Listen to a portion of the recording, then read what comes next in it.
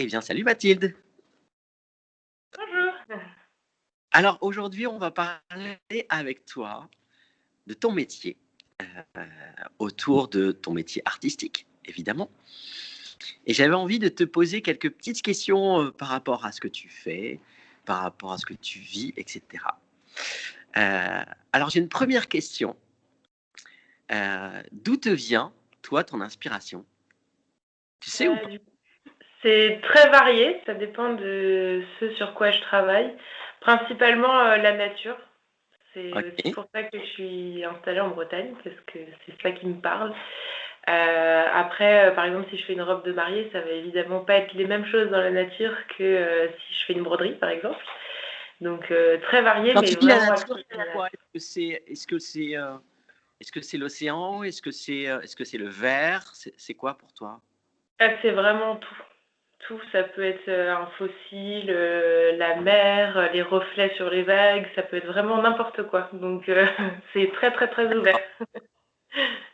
D'accord. Oui, puis l'inspiration, parfois, ça part là où on ne sait. Voilà.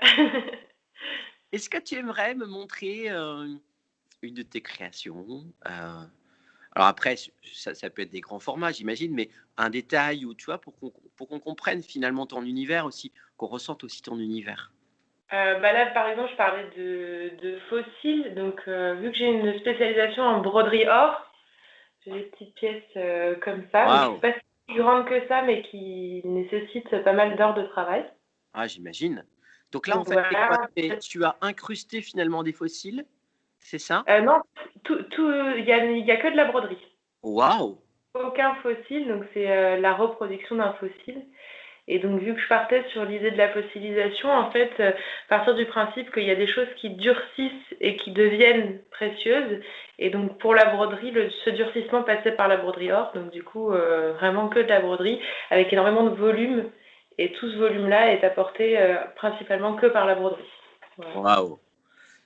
Quand tu appelles broderie or, c'est vraiment, Oui. il y a des, il y a des quantités d'or. Enfin, c'est une technique ou c'est vraiment. Est-ce que tu peux m'en parler juste comme ça? Du coup, il y a pas mal de broderie. En broderie métallique, on a pas mal de fournitures. Et donc, la principale, c'est la canty. Donc, c'est un ressort en fait très serré d'un fil qui est plaqué or et qu'on coupe à la taille dont on a besoin pour la poser.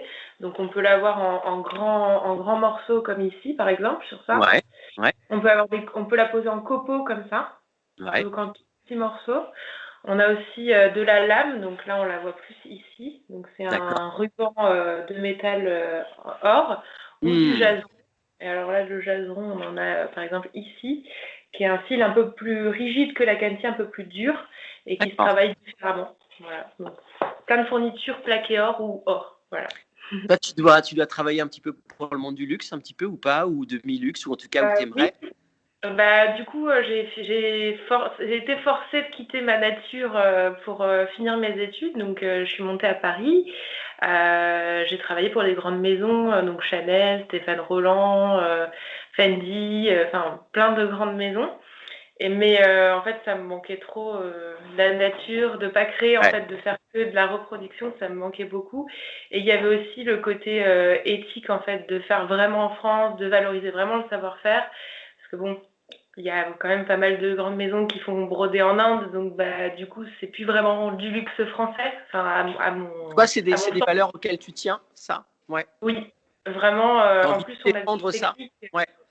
on a des techniques de broderie que le monde entier nous envie. Donc, par exemple, la broderie au Lunéville qui est française. Et c'est un savoir-faire qui va finir par se perdre, en fait, si on continue à faire en Inde. Et donc, du coup, bah, pour moi, ça a vraiment beaucoup de sens de continuer à le faire en France par des artisans français. Et voilà, c'est vraiment quelque chose d'important à mes yeux. Est-ce que du coup, presque tu réponds à la troisième question, j'imagine, Oui. sur le sens que tu émets par rapport et à la fois à ta vie, à ton métier.